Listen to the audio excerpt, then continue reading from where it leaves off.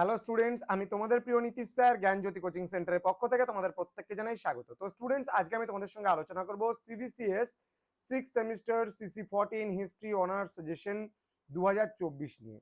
তো তোমরা যারা নর্থ বেঙ্গল ইউনিভার্সিটি আন্ডারে বিভিন্ন কলেজগুলোতে হিস্ট্রি অনার্স নিয়ে পড়ছো, তাদের জন্য আজকের এই সেশনটা অবশ্যই পার্ট 2। আজকের সেশনটা ওকে, পার্ট 2 তে আমরা কি নিয়ে আলোচনা করব? পার্ট 2 তে আলোচনা করব 6 মার্কসের যে গুরুত্বপূর্ণ প্রশ্নগুলো আছে সেগুলো নিয়ে।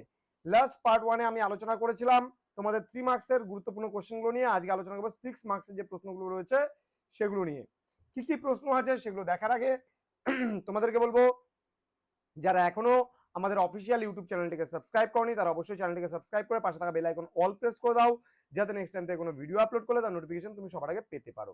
এছাড়া অনলাইনে তুমি যদি যুক্ত হতে চাও তাহলে অবশ্যই আমাদের সঙ্গে যোগাযোগ করতে পারো। আমাদের অফিসিয়াল নাম্বার 7076398606 নাম্বারে, অথবা 6295916282 নাম্বারে।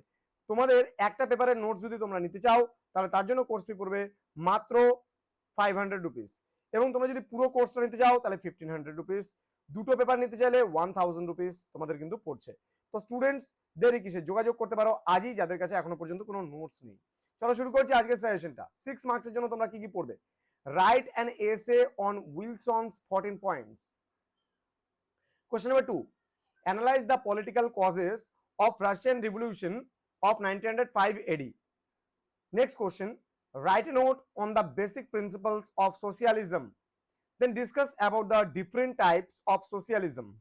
Next, write a short note on the emancipation of serfs in Russia. Next question. Write a note on social democracy. Next, why did the Russian revolt of 1905 fail? What was its importance? Then, what was the role of Lenin in the Bolshevik Revolution of 1917? Next, how far was Germany responsible for outbreak of the First World War? Next, what do you know about early socialists? Then write a note on liberal democracy. Then what promoted the Chartist movement in Britain? Next, what were the immediate consequences of World War I? What factors led to the growth of fascism in Europe? তো আমি প্রতিদিন তোমাদের একটা করে part নিয়ে আসছি। Next day মানে আগামীকালকে আমি আলোচনা করব তোমাদের সঙ্গে 12 মার্কসের পার্ট 3 নিয়ে। এরপর আলোচনা করব ডিএসই 3, তারপরে আলোচনা করব ডিএসই 4। তোমরা ধাপে ধাপে সাজেশনস গুলো পাবে।